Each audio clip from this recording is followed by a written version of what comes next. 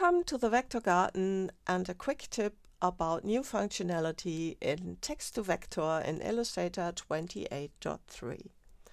Let's start with an ellipse that will receive a pattern that I'm going to generate.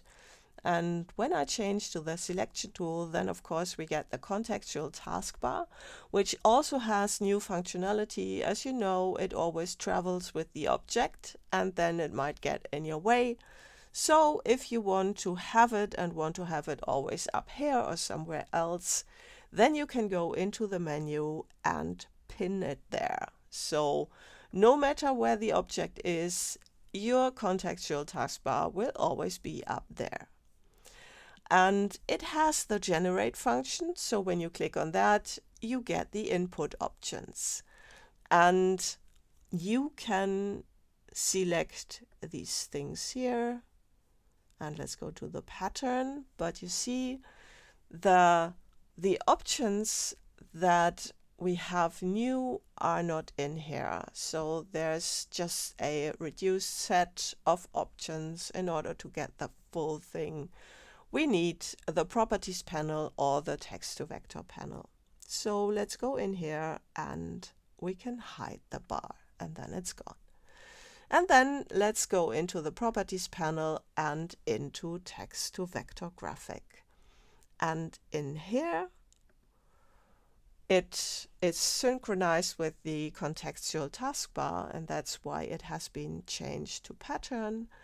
And then when you go to subject and the other options, then you see it is slightly different in here. So we have all the options right in front of us. But of course, we want to go to the pattern because the pattern has new functionality. So what you can do is go in this option and there you can specify colors. So you have presets and you can also limit the number of colors. The default is 30. So let's first limit this to 6. And then you can also specify colors. And you can do so either from a color panel or from the swatches. Let's go to the swatches. So you click in here and then you have specified that cyan, but then you cannot just switch to here.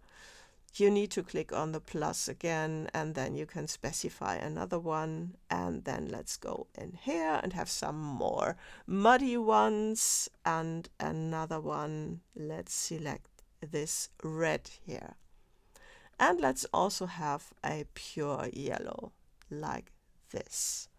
And now we can go and create with these colors. So let's check out one of these, or let's turn this off and go here into the sample prompts. And then let's have that groovy retro. It fits our colors. And then Illustrator will generate that. So this is an RGB file, as you have already noticed from that color selection I had in the swatches. And RGB is also, of course, the color mode in which Firefly works. So we have some pure color transfers in here, or we should expect that. So let's take a look at what it creates. So now we can click here and add these to the swatches, all the 3 that it generated. And then let's go to the swatches panel because we want to inspect those. Let's close this and let's take these and move them to the artboard, just like so. And then, of course, we can inspect them. So there are our swatches. And now I'm going to open this because we added some colors from there. So we see the values. And also I'm going to need the color panel. And let's compare the colors. So I'm going to select that cyan in there and just like this, and you see these are the numbers, but That's not pure cyan, unfortunately. Let's compare the orange. There we have the numbers, and you see these matched actually. Then we have this magenta here, but that is not magenta. So let's take a look at this one. And here you see it didn't match quite well. The red, that is close, but not exactly. And the orange in here also doesn't really match. So let's take a look at the yellow, which is a hit. So you see the results somewhat contain your colors, but not really. So it can match, but maybe it doesn't. Let's take a look at it in the Recolor Artwork. And let's go to the advanced option, and you see it has 6 colors in it, just as we specified. And then of course you can go in here and just correct the ones that are off.